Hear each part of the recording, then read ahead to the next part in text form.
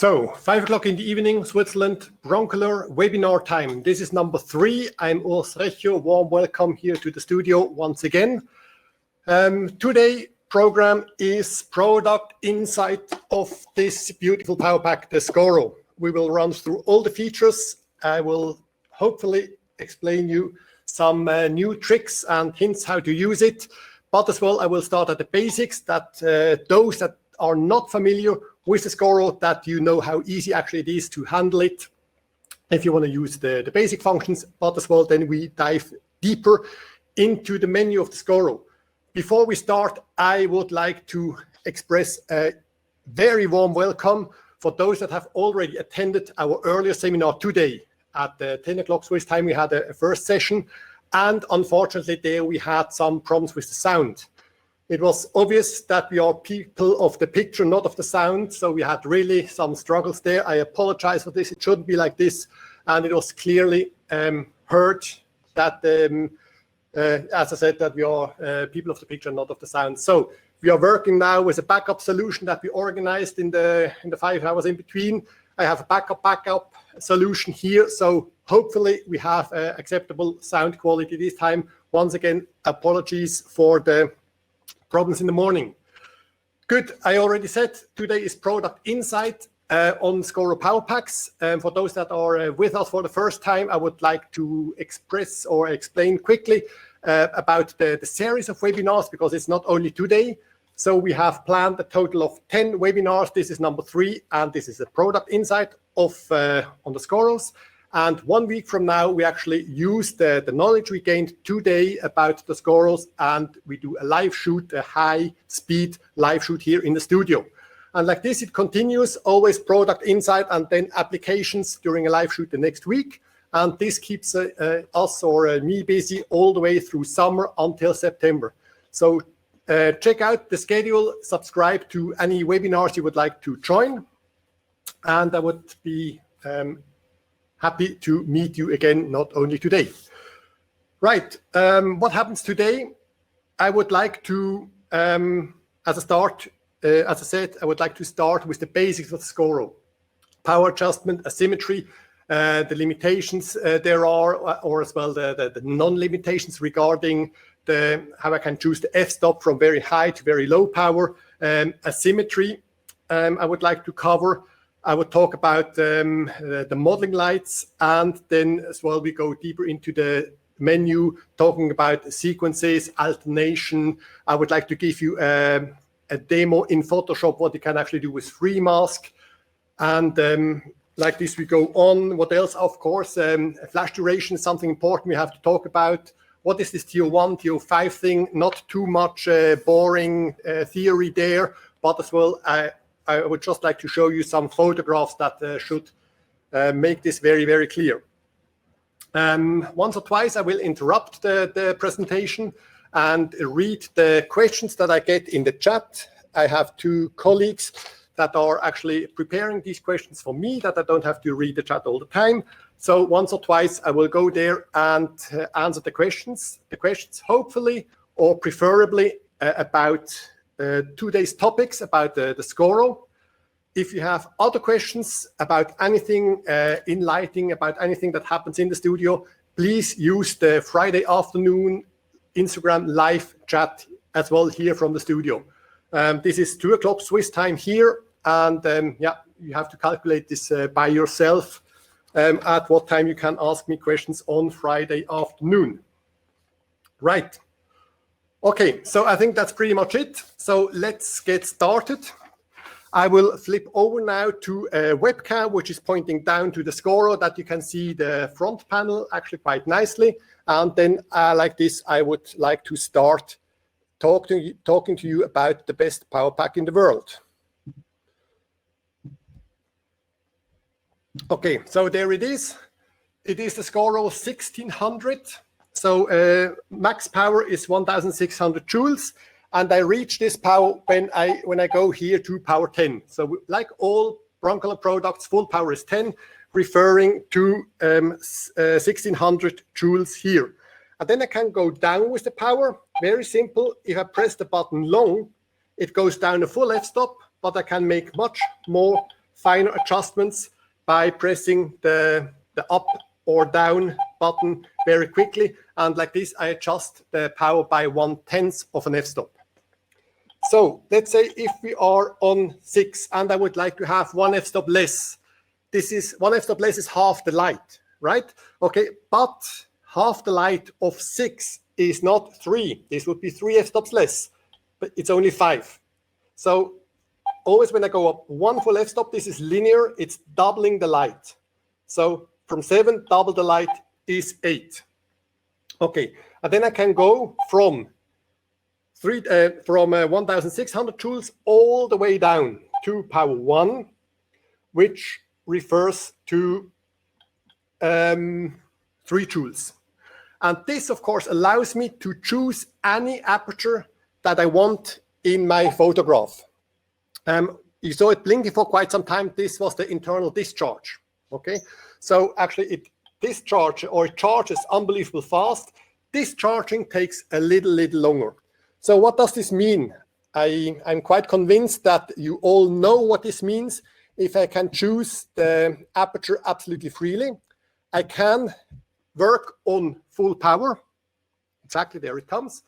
I can work on full power and shoot this flower on this mirror aluminum foil with f45.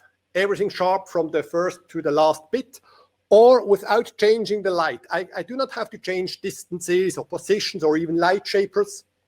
We have seen that even, also not today, but we have seen last week that the position of the light shaper is actually given, has a huge influence on the light characteristics. So we are not allowed to move light shapers around if we want to have the same light characteristic, but we simply can go down with the power and then shoot the same object with all open aperture. Here you can see on the title it's Gala 4. So with aperture 4.0, because it's a medium format camera that I'm using here, that's already fully open. I have a very super selective focus, so no limitation. The aperture, the f-stop I'm shooting with, that's a creative decision, and I don't want that my equipment, that my flash equipment tells me what I have to do. This is a decision I take, and then I press this up or down button until the power pack does exactly what I want it to do. That's the way it should work. So we go back to the front panel and I plug in a second light. So we have power 4 on outlet number 1.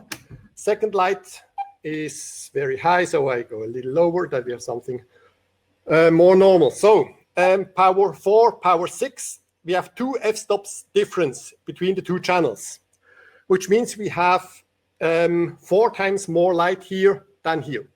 Now, normally I work like this, that I make the fine adjustments like this, and maybe we go a little higher with the contrast like this, something like this. Now we have 1.5 stops difference, and now this looks actually fantastic in my photograph. But I'm still shooting at 11, f-stop 11. But I would prefer to shoot the same light characteristic, but at a 5.6 maybe. So no crazy calculations. From 11, 1 stop 8, 1 stop 5.6. So now I take the master down from 6.5 to 4.5 done. So the light characteristic is exactly the same, but with 2 f-stops less. Okay, so that's super convenient. So normally I work like this first. I make the adjustment of the light here, and then in the end, I have a close look at my depth of field. Do I have to close a little bit, or is it actually just working fine? Then I shoot like this. Otherwise, without changing the light characteristic, I change the total power here. We can use the entire power range. Now, if I press the button in the right direction, this would help. So I can have the entire power range from 9.9, not 10 anymore, because I have some light here as well, from 9.9 all the way down to 1. I can use the full power range for a symmetry. Oh, sorry, I should do it like this. So 1 to 9.9, the entire power range is used as a symmetry here, and that's an outstanding feature, of course. But be aware that from the 10 f-stops or 9 f-stops of power range, depends how we count, only 3 of them are fully color corrected. So let's say if I go here with the values to something like this, 6, 9, 91 to 61. This means I have 3 f-stops difference, and the power pack still tells me optimum color temperature, which is good news. But now if I have an asymmetry that's larger than 3 f-stops, which means I take, let's say, power 6.1, I take it even further down to 60. Now I have more than 3 f-stops of asymmetry, and now this indication here that the color is optimum disappears, and that's the way the power pack tells you that you should watch your colors. Okay, so if I'm shooting with a mixed light situation outside, fashion, colorful fashion indoors, I don't care about the few hundred kelvins, 200, 250 kelvins, I don't care. But for example, when I shoot the advertising for the power packs, they're always in gray and black values, so I do care about the super precise colors, because 100 or 150 Kelvin color temperature shift, I would already see it. And then the pack tells me, if you better take another power pack for the low power. So normally I'm in the lucky position that I have 2 of those. So I have 1 power pack that serves all the high power outlets, and I have 1 power pack that takes care of all the low power outlets. And like this, I never have any problems with the color. If you have, let's say, only 1 pack and you have to work with this huge asymmetry, you might want to use tiny filters, or as well, maybe a diffusion, whatever, to adjust the light, but only for the very precise, super tricky work. But normally 3 f-stops of asymmetry, that's a factor 8 between the outlets. That's in most of my setups, that's by far enough, and I never run into any problems, but watch out for this. Okay, so everything what you see here, let's say the individual power adjustments and the master power adjustment, this is what I use in 90% of my work. And then there's a lot more here in the menu and as well here on the side, and that's where we go through now. I just want to point this out once more. Most of the time, most of my work happens here, and that's just super straightforward. I can adjust the power of outlet number 1. Nothing happens to my outlet, to the other outlet. So it's super straightforward. No fancy thing that when I change the power on outlet number 2, that there's something happening to outlet number 1. No, they are fully independent. Okay, let's go on to the rest of the front panel. Cell, clear. If I have to fire the flash, the power pack with some additional flash in the setup, maybe because the assistant dropped the radio trigger, or maybe the battery of the radio trigger is empty, so I use the cable to the first power pack, and the second power pack, and I can fire it through the cell. Very convenient. I switch it off now. ERRF, so that's cable-less triggering, either infrared and or radio frequency, which is a RFS system at broncolor. The definition of this button, what it switches on and off, the definition of this button happens here in the menu later on. Okay, so we need another 10 minutes to see this. Modeling light, quite straightforward. Everyone knows if I press it short, modeling light on. If I press it again short, it's off. What a lot of users, even those that own the Scoro power pack for several years, that don't know yet, if it's on and I press it long, then it goes to full modeling light.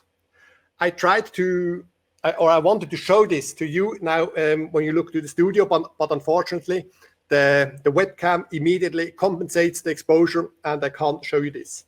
So again, short button touch, modeling light on and off. Once it's on, you press it long, it goes to full power. That's why, in my eyes, it never makes sense to have a full modeling light programmed here in the menu, because you have here the shortcut to full modeling light. Test button. So the illumination below the test button indicates as well that it's ready. So it's a optical ready signal, and as well test firing. Let's make this a little easier, and I unplug outlet number 2, and we go here a little bit higher to, let's say, power 9. Speed, super interesting function. It configurates the pack differently. It puts the focus on speed. Speed regarding recycling time, so the pack recycles faster, and regarding flash duration. So we decided that we always give you the TO1 value. I talk about TO1 more precisely later on. What is TO1 compared to TO5? Short version is it's your exposure time. So it's not the shutter speed on your camera that actually defines the exposure time. It's the flash duration. I just remember it now. Join me 1 week from now, same time, same place. 1 week from now, here in the studio, I will do high-speed photography with the Scoro, and there I will have the time to explain this more precisely. So if I press the speed function, now we have 575. If I press it, it's a 700 of a second. So it's already somewhat shorter. The difference becomes higher. If I go lower, now we have a 1500 of a second, 1000 and the 70s of a second. So it makes actually quite a bit of a difference regarding the flash duration. And as I said, it recycles as well faster. The price I pay for this higher performance is the max power. So let's say if it's on speed, the max power, let me reset this quickly because I was playing with it this morning. Exactly. So the max power is actually 9.6. So it's slightly limited. We are always cutting a little bit of the flash. And this means that the power 10 is not reachable anymore. We always, that the max power is 9.6. So I pay this improved performance by with 4/10 of an f-stop. So my pack is not a 1600 pack anymore, it's a 1200 pack. But for this, it recycles faster and we have short flash durations. So especially for those that are shooting fashion, let's say wind in the hair, the models are moving fast, you want to shoot bam, bam, bam, bam, bam, a lot of files in very short time, switch on speed. The only limitation is that you cannot shoot on 1600 joules anymore. Good. User button. You see already that the power pack looks different, the display looks brighter, and we as well display the studio address and the lamp addresses. So the user button, you can personalize your power pack. Let's say I would probably put it on German, which I understand somewhat better than English. And let's say I'm the still life guy, so I would put my priority on perfect color, while my colleague that uses the same power pack, he or she is rather shooting fashion, so she will probably have the speed mode on or even TO1 minimum on, and she speaks English. So you can personalize your power pack with user on or user off. I'm now user off, so that's why I leave it like this, and I have my display the way I want it. Reset. There are 3 reset functions, all from the same button. If I go down in the menu, let's say I change here something as well. Let's say I give it a TO1 minimum. Okay, displayed here in the menu. Now, if I press reset just short, just like this, nothing happens. It just goes back to the start position in the display. But all the special functions remain the same, TO1 minimum, for example. Now, there's the next display, the next reset, when I press it for 2 seconds. All right, so this means, of course, the cursor jumps as well to the front position, top position, but as well, TO1 goes back to normal, to optimum color. So my recommendation is, especially when you share the power pack, before you start the shooting, just do a 2 seconds reset, and then you're absolutely sure that there's nothing fancy happening to your color, that there's no delay, because the delay can turn you nuts. You know, you take the picture, and with a very short delay, the flash fires. So you get one black frame after another because the power pack is too late. So just a 2 seconds reset, very important as well for those that rent the power packs.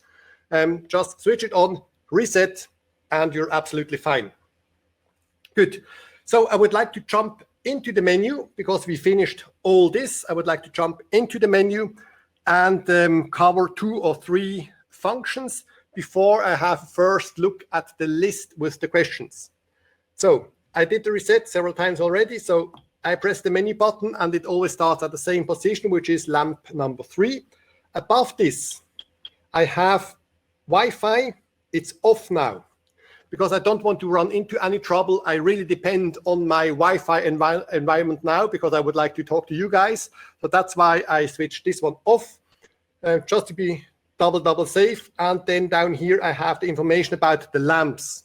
I can have this information in joules, or if I select this as well, in percentages. Okay, so light number 1 is now on 76% or 1,213 joules. Right, of course, full power would be 1,600. Okay, quit this, and so that's always on this position, lamp 3. That's where the menu starts after a short press on reset. Going down to modeling light, there I could spend much more time than I have available this afternoon. Modeling light is now on low. That's a function that I use a lot. Low is just, it's reduced modeling light. My camera has enough light for the autofocus to focus properly.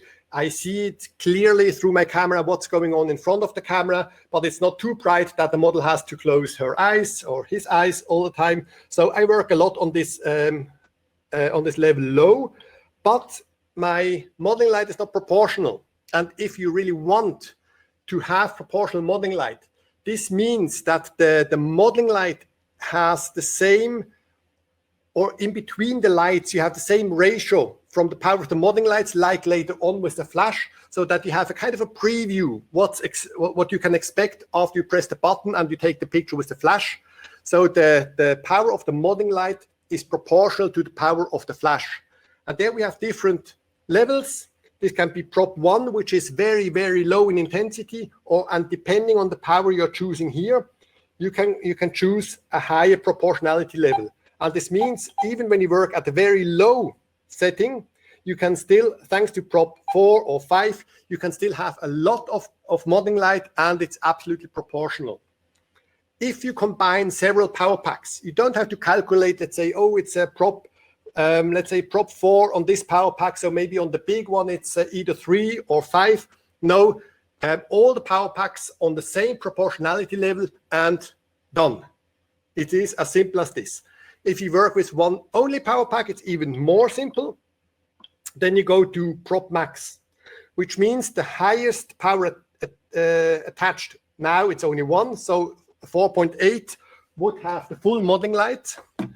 If you attach a second lamp head, now the full modeling light would go to the 8.6, obviously, and the 4.8 would have correspondingly less modeling light, that you can guess what's happening later on when you take the photograph with flash. Okay, so this is about the modeling light. I quit here and I run over to the computer, and I see that we have 2 questions, rather long questions, so let me check them quickly. I'll change as well the camera. So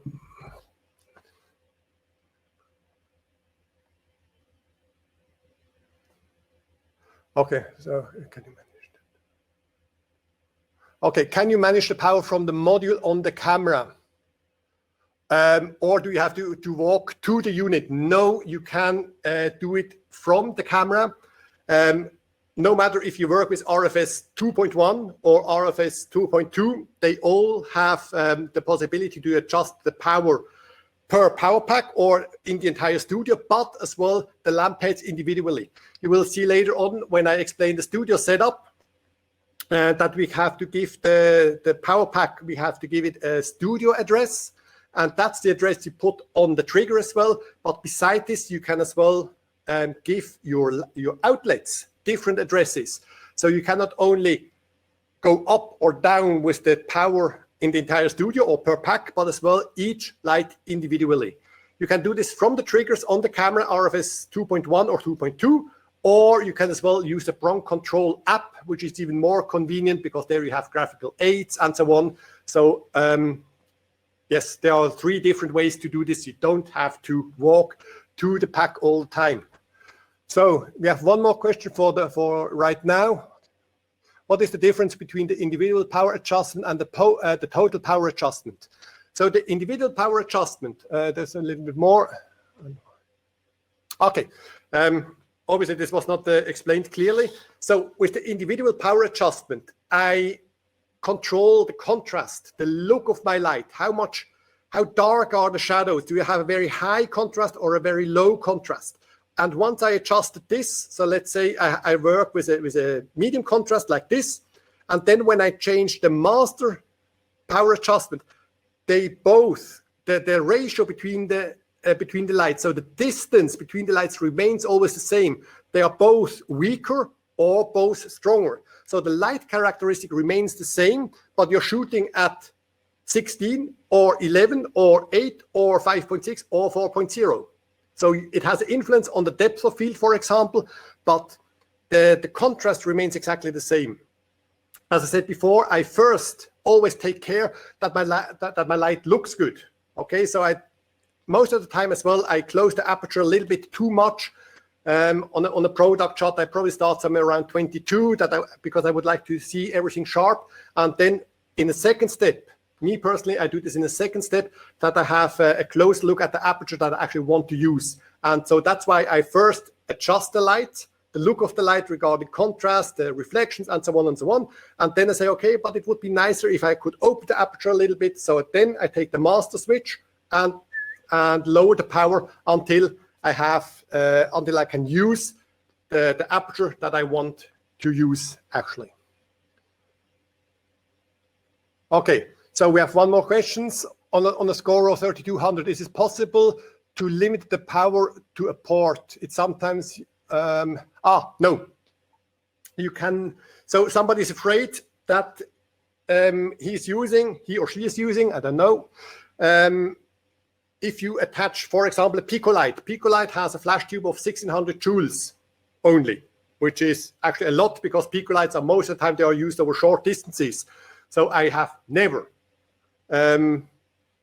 miss some power with the Picolite. I have always enough. Nevertheless, this person is afraid that we can plug this in and then overcharge the flash tube of the Picolite with 3200 joules, while the flash tube only takes 1600. We cannot limit the output of a 3200 power pack. If you attach a lamp and you work on 10, the 10 actually leaves. There is nothing breaking or exploding right away. As well, later there's nothing really exploding, so it's not dangerous. But the flash tube doesn't like it. Okay, don't do it. But if you do it once in a while, you are just limiting the lifetime of your flash tube quite dramatically. I don't want to give any number here, but it's not after 1 or 2 flashes. But if you do this on a regular basis, don't be surprised if you have to change the flash tube earlier than you actually want to do this. All right, good. At that moment, let me explain again that on Friday afternoon, 2 o'clock Swiss time, it's Q&A here at broncolor, live Q&A on Instagram. But now I would like to go on with the next session, and we are going to talk about some more photographically more interesting features. The first would be the sequence. So let me switch the camera back to the front view of the power pack. Just to make sure, I give it a 2 seconds reset again, and I go into the menu. So we talked about modeling light, and now we go to sequence. Let me go up a little bit with the power. So we have a sequence now, let's say, of, let's say, 5 flashes. Very important. This is only a preview of my new setting. This is the active value, and the active value is off. So when I press the button now, 1 flash, not 5 flashes. So I have to press select, and now this 5 goes here, and now I actually get these 5 flashes. Okay, so unless you press select, there's nothing happening. You don't change the settings of your power pack. Sequence, my eyes always goes hand in hand with interval. So that's why I jump over TO1 and color temperature. I go to interval.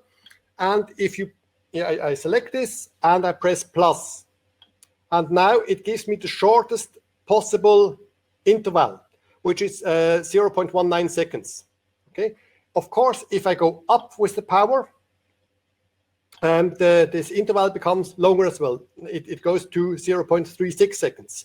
If I want to have a very fast sequence, maybe I would like to have a stroboscopic effect. So I have to limit the power a little bit, and then it can be as fast as, let's just check this.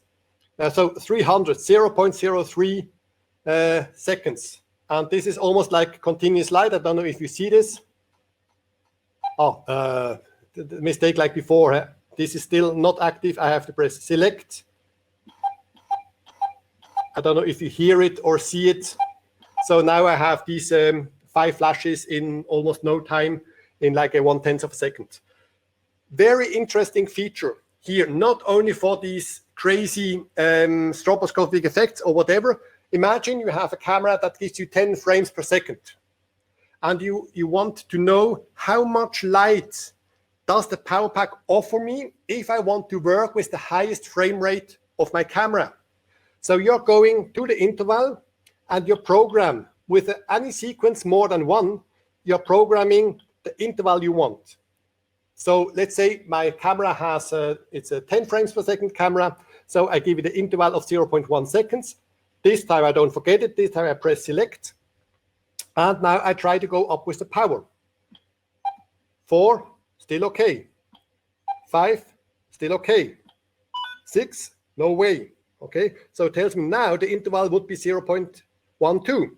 So I go down again with the power. That's it. So on power 5.8, I can have 10 flashes per second. And that's just about 4 f-stops below max power. So this is really a lot of light in almost no time. If you want to have the precise number of joules, you know how to do this. You go up in the menu, and now we have 87.1 joules, and this 10 times per second. And that's quite a lot of light, unbelievable recycling time of this power pack here. Right, sequence. Yes, let me tell you one more thing, because before I'm going to show you a couple of pictures that are actually done with the sequence. If I work with the cell and the sequence, I can do this. I can fire the power pack from the cell, but once I have the sequence fired, the flash or the cell indicator here starts to blink, which means the cell is now deactivated. And I have to go to the power pack, reactivate it again, and I can shoot again with the cell and use the cell for synchronization. Why is this? It could be that if you shoot interiors, that you use a sequence to increase the power outlet, that you have different lights, and you have to fire them maybe 5 times or 10 times or 12 times. And if the cell would constantly be on, we would have a never-ending story that, let's say, the power pack with 5 flashes has done the sequence, but another power pack has, let's say, has programmed 8 flashes, and the 6th flash would refire, of course, the first power pack. And like this, we would have a never-ending story. So that's why after the first synchro signal, the cell is deactivated, and you have to run to the power packs, or you have to send your assistant to run to the power packs to reactivate the cell when you're working with the sequence. Okay, let me go over to the computer and show you a couple of pictures. But before that, I don't make any problems, that I don't have any problems later on, let me reset the pack quickly. Okay, so I would like to share the screen here now with you again. And okay, so, and this should show up.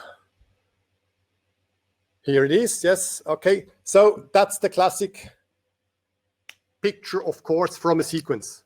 Okay, that's a super fast sequence, maybe an interval of a few hundredths of a second, maybe 300-400 of a second, super fast. The light is standing still, the object is, part of the object is standing still, but basically the main object, of course, is moving. So that's the classic way for a sequence. However, there is a different way to use a sequence, and for this I would like to show you this photograph here. The camera is standing still, and the object is standing still, but the light is moving. Okay, so here in the center of this artichoke, I have a shadowless illumination. Shadowless illumination sounds like ring flash to me. But of course, if I illuminate this object with a ring flash, I would not have these darker areas here in between. They would be completely illuminated as well. So I'm using here a pico light, which gives me unbelievable light control, and then I move it around the object. And so I combine the light control of a pico light and rotate it around the object like a ring flash. So I have the shadowless light distribution of a ring flash, but the shadowlessness of the ring flash. The contours here, those that have joined me a week ago, we saw that backlights of semi-gloss surfaces lose their colors. So you will understand that this backlight here on these leaves, or these contour lights is better expression. The contour lights cannot be a backlight. Otherwise, these backlights would be desaturated and they would not appear green in the photograph. So that's why as well these contour lights are achieved by walking around the object with a pico light, firing 20 times. So there are 20, it's a sequence of 20 flashes on the peripheric, and then another 10 flashes for the center of the object. So that's a technique that's maybe known as light painting. Me, I call it flash painting because we don't do it with a torch. We actually do it with a flash head. All right, good. And like this, we can go back. And now we start a very technical part of the afternoon, which is flash duration talk. So TO1, optimum. The optimum is not the best. Actually, it's not the best flash duration. Because if I ask you what's the best exposure time on your camera, you probably can't tell me. If it's night, it's probably you're more happy with 2 seconds. And if the sun is out, you probably are more happy with a 500th of a second. So there's no best exposure time. But the opt here refers to actually the color. So it's the flash duration that guarantees the optimum color. And it's TO1. So maybe there's as well a TO2 or a TO5 or whatever. So let me talk quickly about TO1 and TO5. Not a big theory, but anyway, to understand Scoro and the quality of this power pack, I think it's important that we have a close look or a quick look here at some photographs again. So first this one. What you see is the flash discharging curve, and the time where the flash has 50% or more of its highest intensity. Now I get it. So the red line, that's TO5. But all the light which is in the yellow area on the right and on the left, this is not part of TO5, but of course this is as well exposed on your photograph. So the flash lasts a lot longer than TO5, and that's why we always give you TO1 value. And as you can see on the graphics, that's almost all the light. So if I give you a 1,000th of a second, TO5, you still don't know what's happening. But if I tell you my flash lasts 1,000th of a second, TO1, then you know that's almost the same or absolutely the same like a 1,000th of a second shutter speed on your camera. You can expect the same kind of sharpness. So this is the mathematical explanation. Let's have a look at photographs. And let's have a look at the sharp one first. So the broncolor solution. So here I'm throwing again the same color, the same flower into some milk. And it looks actually quite sharp. It's a flash photograph, so probably it has to be sharp. Let's look at it more closely. And yes, it is sharp. Oh, okay. Sorry for that. Oops, how can I move this? I had the same problem in the morning already. If you share the screen, it looks completely different. It reacts differently. Okay, so when I zoom in here, on this detail, you see it's sharp. If I look at the drops over there, they are sharp as well. You see on the title of the photograph, T01 equal 1,000 of a second. Okay, let's have a look at the same object, the same movement, but shot as well with a 1,000 of a second, but T05. So exactly the same picture, but this is the important number. It's T05. And now if I zoom in, I try it again. Yes, exactly like this. It's a kind of sharp, but all these fast drops, they get like a comet tail. It's not really sharp here. That's completely blurred. So even if I have the same number, this 1,000 of a second, it's useless information because there's a lot of light, or there's some light before and a lot of light after my flash. So if you want to make sure that you have the right flash equipment, or flash equipment that freezes fast movements, not only still lifes like this, but as well, let's say, wind in the hair of models and so on, either you ask for T01 values and you trust that you get the right value, or go for a test shoot. And in a test shoot, in the end, the cameras don't lie, and choose the equipment that gives you the sharpest photograph on a reproducible movement, and then I'm absolutely sure that you go for the right equipment. All right, so this was the comparison. Another one like this, this movement is not so crazy fast. It's like the one before. Maybe here I would say, as seen before, maybe a 1,000, a 1,500 of a second, T01 would be sufficient. However, if we don't have just a normal splash, but if we have something like an exploding beer bottle, it's a different story. So if you shoot this with maybe a 1,000 of a second, I'm absolutely sure that some of the very fast drops or some of the very fast glass splitters, they would definitely show some movement. So when I shoot something like this, I definitely choose the shortest possible exposure time, which is a T01 of a 1/10,000th of a second with the Scoro power pack. So 1/10,000th of a second T01, that's shorter than most probably all the shutter speed you can choose on your cameras. Not only still life, let's say I lately did a lot with dancers, and here we have Max performing a jump. You can imagine how fast his hands, his body, and especially his feet are moving. So let's zoom in on his right foot, and you can see even the hair on the back, on the top of his foot. You can see all the hair, and that's just, I used this equipment for many, many years, but this is still astonishing. If I focus this properly and I program a short flash duration, I can freeze the hair of the feet of a professional dancer. That's just outstanding. Yeah, you can hear that I get very enthusiastic about this. This is just unbelievable performance of this power pack. Right. Okay. I think, yes. Once again, join me next week if you would have a closer look at high-speed photography. We are shooting there, not a dancer, unfortunately. We shoot a still life with glass and water. So meet me here. I have one more trick for how to achieve short flash durations. For this, I start the screen sharing and go over here again. So we have seen trick number one is the speed button. And there's another trick. Let's say we need power 6 for our shooting. That's the power we need, that we have the correct depth of field. And this power 6 now gives me 2,000 of a second.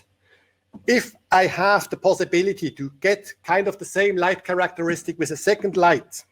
So now, of course, the individual power adjustment and the total power adjustment is 6 because it's only one light attached. 2,000 of a second. Now I plug in the second light and I choose 5 on both. Okay, 5 plus 5 is 6. So I have the same total power, but the flash is shorter. Okay, so twice 5 is actually shorter than once 6. The nicest solution, of course, would be if you have a twin head in your studio. But if you can cheat somehow with a diffuser, you backlight, or you squeeze in a second lamp head into your softbox, or you work indirectly, whatever, So if you have the chance to work with two lamp heads attached that together give the same power, then you get a shorter flash duration. If you work with one only, we have seen possibility number one, speed on, it's already a lot shorter. And then we can go into the menu and go to this tier 1. I press select again, and now I have here a wide choice of exposure times. In the end, that's nothing else than exposure time. It's flash durations, but it's actually an exposure time. Most of the time, I would rather go for something very, very short. So like a 10,000th of a second. That's the shortest one. It depends a little bit on the power. If I go up with the power, now the shortest one would be a 5,600 of a second. So I go again down with the power. Let's see until what power I have the shortest possible. So on power 5.4, I still have a 10,000th of a second available. That's still a whole lot of light. It's absolutely sufficient for many, many setups like the bottle you have seen before, the exploding beer bottle, and so on and so on. So it's a whole lot of light coming out in 1/10,000th of a second. I chose this now, select, I quit the menu, and now you see flash duration. It tells me the exposure time, but there's nothing written about optimum color temperature anymore. So if I go away from this optimum color temperature, from this optimum flash duration, if I modify the flash duration, something happens to my color. So it's very important that I understand this, that flash duration and color temperature, they are connected. I cannot modify them independently. If I change something on the color, it modifies the flash duration. If I choose a different flash duration than the one that PowerPacker recommends me, something happens to the color. Now, if I work on tier 1 minimum and I change the power, the color changes all the time. So when I change the power, I have to make a new gray balance. Okay, that's the big advantage of speed. I told you that with speed button, we are reducing the flash duration a little bit, but the color remains absolutely constant when I change the power up and down. That's the big advantage. It's not as short as possible. It's short enough for most applications, but if you really go into extreme, you go to tier 1 minimum, you reach a 10,000th of a second, but then you have to be aware that you have to make a new gray balance before you make the final exposure. Right, okay, and then we can reset the power pack again, go back into the menu, and the next position is color temperature. Now here, tier 1 optimum, that's why I have, of course, color temperature is optimum. Now if I go into the menu here and I choose, let's go quickly out. So now it's 2,300 of a second. We keep this in our head. Go into the menu, color temperature, and I choose a flash duration, no, a color that's a little bit more blue. Let's say I give it a plus 800 Kelvin shift. Select this, go out of the menu, and now I get a 6,000 of a second. So by modifying the color, it has an influence on the flash duration. And the other way around, as we have seen before, if I change the flash duration, it has influence on the color. We can approach it from both sides, but I cannot have, let's say, an extra long flash duration and the more bluish light. Okay, it's always short and blue, long and red. Okay, but I don't. You as photographers, you don't actually have to know this. You either dial for the exposure time you want, for the flash duration you want, or if color is more important, you directly dial in here the color. So it's optimum color temperature, but you added 800 Kelvin. Where do I use this? For example, I use most of the time here a plus value. Let's say if I work via diffusers or let's say kind of warm tone walls, I work indirectly and I have the impression that my light is a little bit too warmish. I can just dial in slightly more blue light to my flash, and like this I can compensate even the tiniest color temperatures shift coming from the location. So very convenient, extremely precise, because you can make this in calibrated steps of plus minus 200 Kelvin. So now I have plus 400 Kelvin only, and you can as well go into the minus. Now I have it slightly warmer, like minus 200 Kelvin color temperature shift. All right, good. I'm going to reset the power pack, and then before we go through the rest of the menu, I would like to have another close look, a quick look at the photographs. Sorry, at the questions. Resetting this and have a look at the questions. Changing the camera for this first. Okay.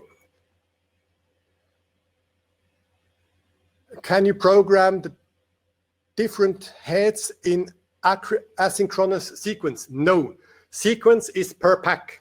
So if you program a sequence, it's per pack. You of course can have a different sequence on a different pack, obviously, but all the heads connected to one pack, they run through the same sequence. How is the number on master display computed? It's I know the numbers somehow sometimes look very, very strange. Be aware that the power indication on the Scoro is linear. So from 6 up to 7, it's double the light. It's 1 f-stop more. So for example, if we have 6 and 6, this means together it's not 12, it's 7, because it's just twice the light, and twice the light is 1 more f-stop, so 6 plus 6 is 7. And if you have something strange, let's say, not so difficult because I'm getting tired, let's make 3 plus 5. Okay, so this is 2 f-stops difference in between. Okay, so 5 plus 5 would be 6. 5 plus 4 would be like 5.5, because we add half of the light additionally, and 5 plus 3 would only be a 5.2 or 5.3. So that's how we calculate this. So it's linear. However, like the numbers on your camera, it's not linear. It's 1, 1.2, 1.4, 1.4, 2, 2.8, 4, 5.6, 8, 11, 16, 22. So first they go very, very, very slowly higher, and then all of a sudden it goes up like crazy. Okay, it's not like this on the Scoro. On the Scoro, it just goes up linear, and that's how we calculate the number on the master display. The master as well tells you how much light you have left in your power pack. So right now it's on 5.1, for example. This means that I have 4.9 f-stops left, that I can go 4.9 f-stops up until I reach 10. Okay, let's say, last question for this round. Let's say a Scoro 1600 set to minimum power. Fastest flash duration using octabox, 1 meter from object at ISO 100. What aperture would I get? I have no idea. I don't know. But let me guess. Minimum power for the shortest flash duration. So we are working somewhere around power 5. Octabox at 1 meter at power 5. I would expect that you can work somewhere around 5.6, 5.6 and a half. This would be a first guess. That's what I would put on the camera. But for those that know me, I'm not very much a light meter guy. I press the button and then I look. But if the octabox is really just 1 meter away from me, I work on something like a power 5. That's what we've seen before, that this allows me to work with the shortest flash duration. I would definitely expect something between 5.6 or maybe even 8, because 1 meter is not too far away. So as I said before, plenty of light. Good. So last dive back into the menu. The next one would be, first I have to give you the right camera. The next one would be the delay. Okay, so modeling light covered, sequence, TO1, color temperature, interval we covered before already, delay. So delay in very precise steps of just 1/100th of a second. So 001, 002. So it really in super precise steps of 1/100th of a second, and I can delay the flash. So let's say if I give it a delay of half a second. It's still not active, so when I press the button now, it's instant. And now I select the delay. And if I press the button now, it takes half a second. Okay. And then the flash actually fires. Again, I would like to let you see some photographs, what this means. And delay I would like to show is this picture here. So this model jumps from the right to the left. First, I expose with a continuous light, either HMI or LED. And then at the end of her jump, at the end of the exposure time, now I'm talking about camera, let's say a quarter of a second camera, I want to fire the flash. So it's something like rear sync, rear curtain sync, synchronization. Otherwise, of course, she jumps forward. If I have the flash first and then she jumps into the picture, I would have the blur, which is now on the right of the photograph. I would have the blur overlapping the sharp photograph, and that's not what I want. So either I ask her to jump backwards, which is completely impossible with this kind of dress, or I have rear shutter sync. Now, if you can choose it on the camera, you would get the same effect like what you see here, but if I do adjust the moment of flash with a delay, I can decide when I want to fire. So it can be, as well, it can be several times. I could add like a sequence to it, or I can flash in the middle of the exposure. So some blurred, continuous light blur at the beginning, then flash, and then some more blur afterwards. So as I said, with very, very precise steps, I can decide when I actually want to fire my photograph, or I can combine two completely different lights in the set. Like with this fashion shot, it's obviously not a sequence, because if it was a sequence like the badminton shuttle you have seen before, all the exposures are the same. Here it's like two different lighting setups, and then with a delay in between the two different lighting setups. In this situation, I move the camera, so it's the model has one specific pose, and I rotate the camera. That's why I get the double exposure at different areas of my chip. Or, of course, you can make the model move, and then you get something similar, but not like just a parallel movement on the screen. So these are both done with delays and not with a sequence as it actually looks like. Okay, we are almost there. So that I'm not getting confused, 2 seconds reset, go into the menu and scroll down. We have been a delay. Freemask, next one. Freemask we have here, number of units. So if I'm, let's say, alternating only 2 units, we call it freemask. If I'm alternating more than 2 units, we call it alternate. So what's the difference? With freemask, obviously the number of units is 2, and then I give it status alternate. So this one now should be active. Now the idea is that the power pack accepts every second synchro signal only. So it's active, so it's firing when I press the button. Fire, no, yes, no, yes, no, yes, no. Okay, so it's firing every second time. So why would we like to have a dark frame every second time? No, we don't want a dark frame. The second exposure, I would use a second power pack with exactly the opposite setting. So of course, as well, number of units 2, but the other one would be on weight 1. So once this one is firing, then this one is firing. Left, right, left, right, left, right, left, right. So alternation of 2 units, we call this freemask. And the idea is that the second exposure actually creates like a mask. And I would like to show this to you now quickly. I have to share the screen differently for this. Because, yep, like this, it should work. And I'm going to open now 3 photographs. File, open freemask demo, I'm going to open these 3 pictures. Yes.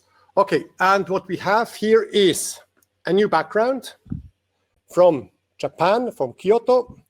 Then we have the mask, and we have the normal photograph.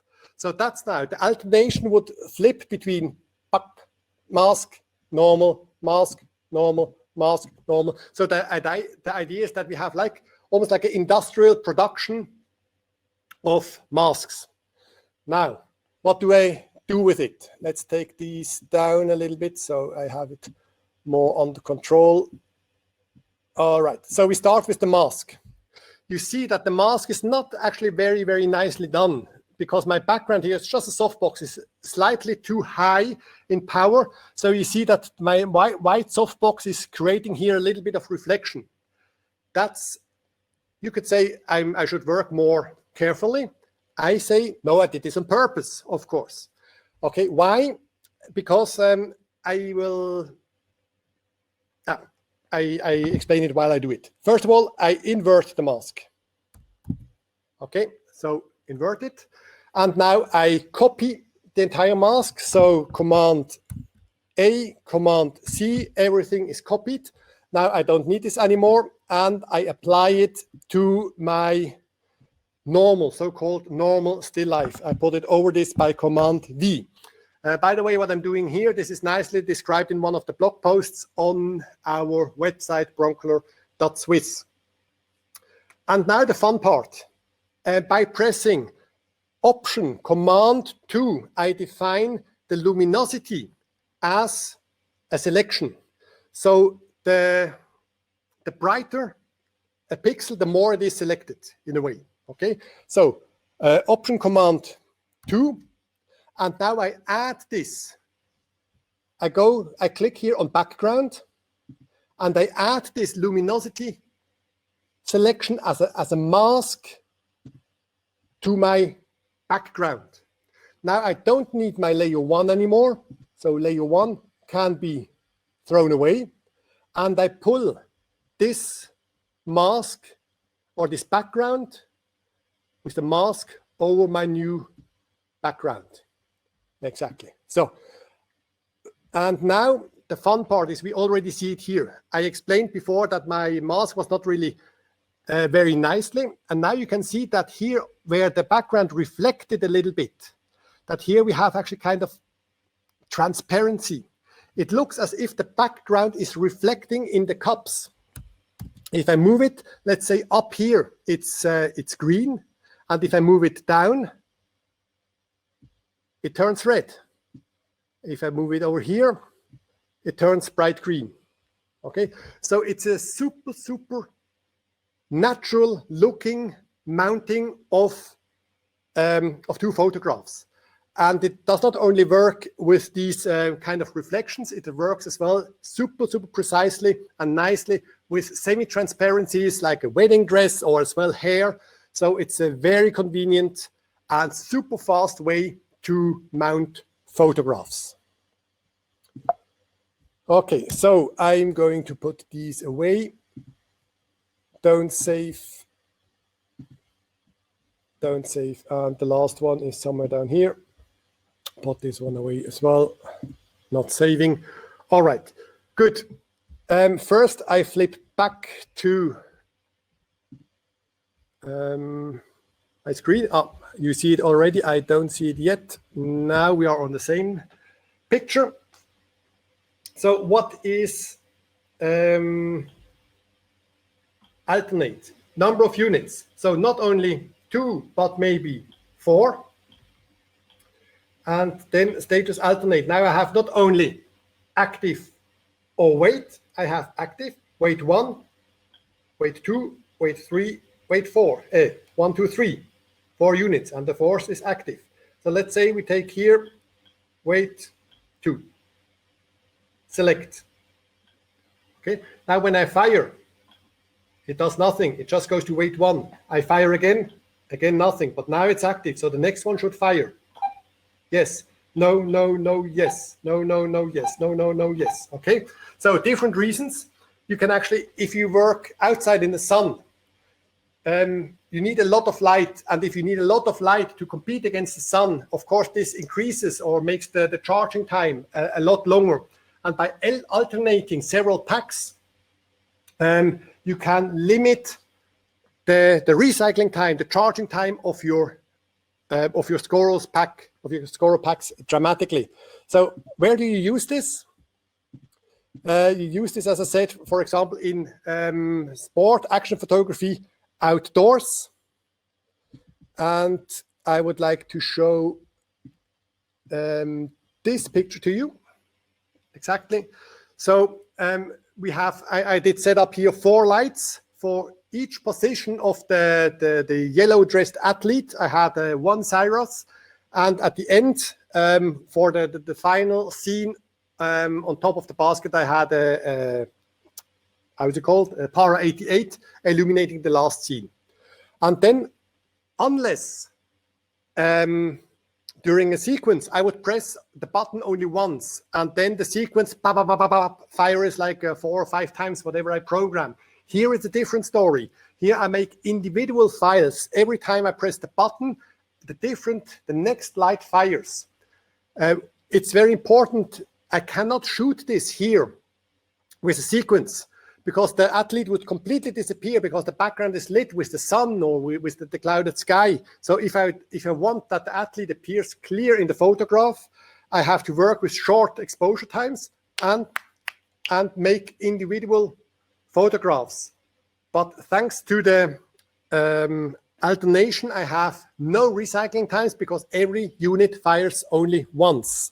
And like this, I can make super fast sequence looking, that they look like a sequence. It is not a sequence, but it looks like a sequence even on location. The setup here for this shot looks like this. Some of you might know the strange guy with no hair, my friend from Guernsey. It's one of the how-to videos. So nevertheless, for those that don't know our how-to videos, not yet, go to our website, go to the Learn section, and there is, until now, there's a total of 31 how-to videos online explaining interesting, technically interesting stuff like this. Right. Okay, let me, for one more time, quickly go back to the power pack, explain you the rest quite fast because time is running, and then we go for a last round of questions. So stop sharing, and we are back here. So reset and go back into the menu. So we are already down here with delays, alternate, we have seen backup auxiliaries. So this here you can control if all your special functions that you programmed in the power pack, if these are stored when you switch the power pack off and on again. Okay, now for example, this is on off, which means turning the pack off included a 2 seconds reset. But let's say if you have fancy settings and you would like to go for lunch, you just make auxiliary backup on, which means everything is the same way as you left the power pack. Charge time, slow. I use slow when I go to, when I leave the studio, go to a weak power supply that I don't burn all the fuses. Dimmer. Dimmer switches off the modding light during the recycling time. So as well, it protects weak power supplies that you're not burning fuses. At the same time, in very big sets, I use it as well as a flash control. So if you press the button and all the modding lights are off and they turn on after the recycling time, you are sure that everything fired. If one light remains on, this means that this pack did not fire. So I use it for these 2 reasons, either supporting or protecting low power supply or discharging or flash control. Cell sensitivity, the cell is here, so you can adjust the sensitivity. If there are other photography teams around you, you make it, you put it on low, that photography team that's maybe just 50 meters next to you shooting on the beach, that they are not firing your flashes all the time. Studio setup. And now I'm here on studio address 39 because I wanted to make sure that nobody else here in the building is changing my settings or does something funny with my power pack. So I just went to a secret channel 39. lamp addresses 1, 2, 3. So studio address 39, that's the number that I'm going to use on my trigger on the camera. Same channel. And then lamp address 1, 2, 3. This is, let's say, regarding the question before, that I can adjust not only the power pack in total, but as well that I can adjust the power per lamp outlet. For this, they must have different lamp addresses. I can display this in the front panel, also in the main view of the display. Now it's on off because I want to have it as clean as possible for you. But if I put it on and I leave the menu, so you see it here, Studio 39, lamp 1, 2, 3. This is of course recommended if the power pack switches from team to team, always in a different setup, that you see it at first glance. Oh, it's 39. Okay, same number on my trigger, and you're fast. Here, I'm the only one working with this power pack in the studio. That's why I have it on off, because I would like to have the display as empty as possible. Flash control, here it can be, this is the definition of this button up here, what I said at the beginning. So this button can be infrared and radio at the same time, on and off, or only infrared and never radio. What I use is never infrared and always radio, because I don't use infrared triggers anymore. I only use my RFSs. So I don't want that any, I don't know, sun or flickering fluorescent light fires my flashes. So infrared is always off, and I only work on RFS. Brightness test. So the brightness of this button can be adjusted.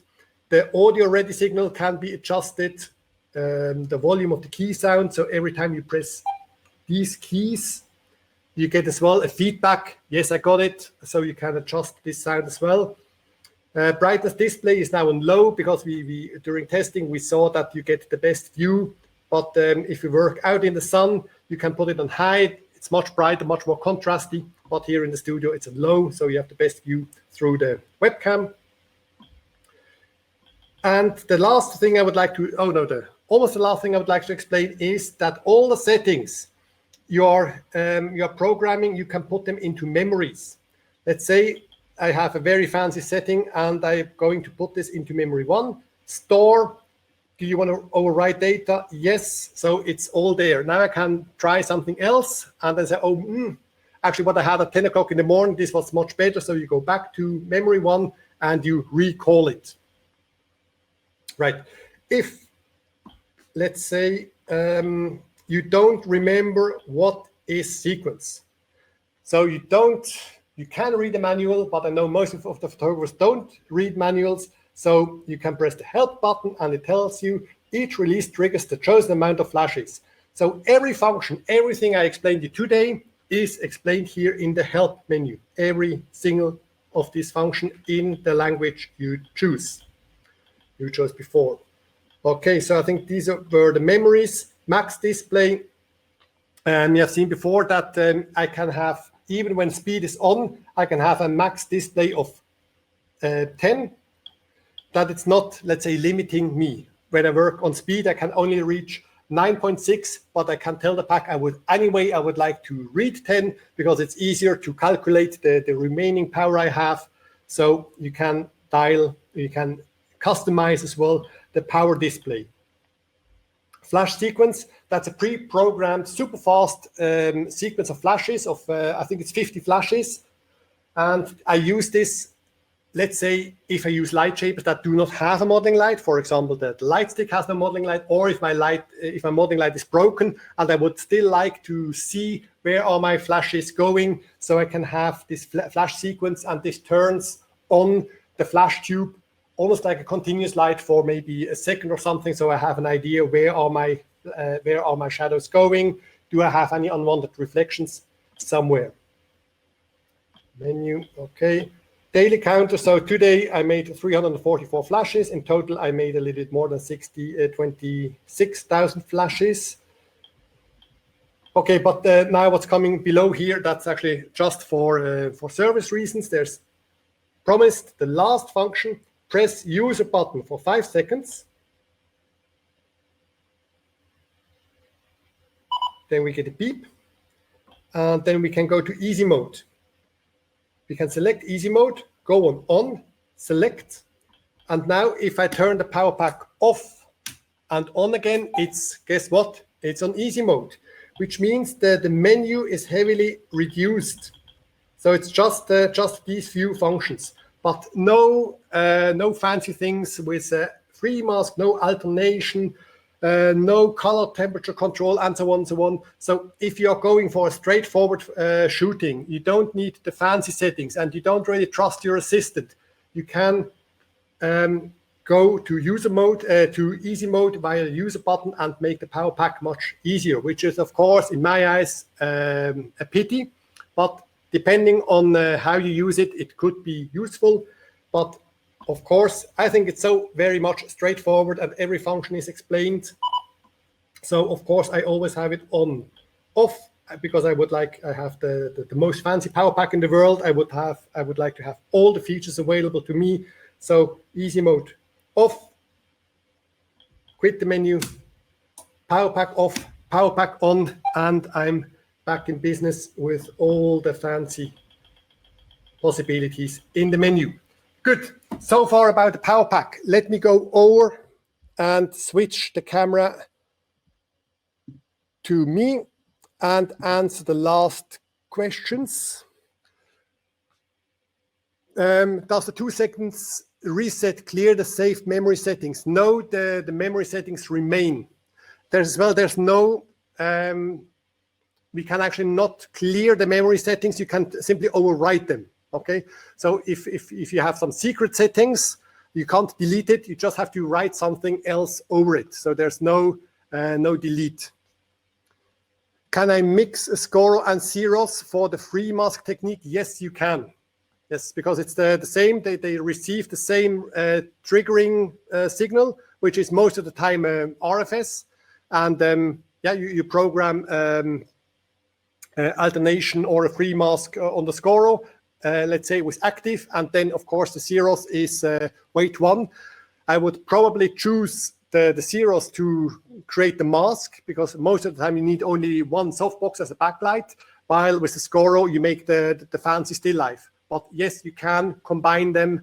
Anyway, there is it's actually a very good idea, because to combine Scoro and Ceros, because they have the same quality of the light. A Ceros has 8 f-stops of power range. The small Scoro has 9, the big Scoro has 10, but they are quite close. The precision of the color is similar. The flash duration on a Scoro pack is 10,000 of a second. On a Ceros is 8,500 of a second. So the Ceros is super close. So it's a nice addition to a Scoro setup. There's nothing. No disadvantages mixing these 2 systems. Okay, good. This was the last question that I see. If we are finishing the session right now, if there is another question coming up right after this, once again, join me on Friday afternoon, 2 p.m. Swiss time, for the broncolor Q&A live. Okay, thank you very much for your time. It took me a little longer, but I think it's worth to talk about this fantastic piece of equipment. Give us 30 seconds more of your time answering the questionnaire we are sending out and what we can make better. I hope the sound was better. And yeah, hope to see you next time. Thank you very much for your time. Bye-bye.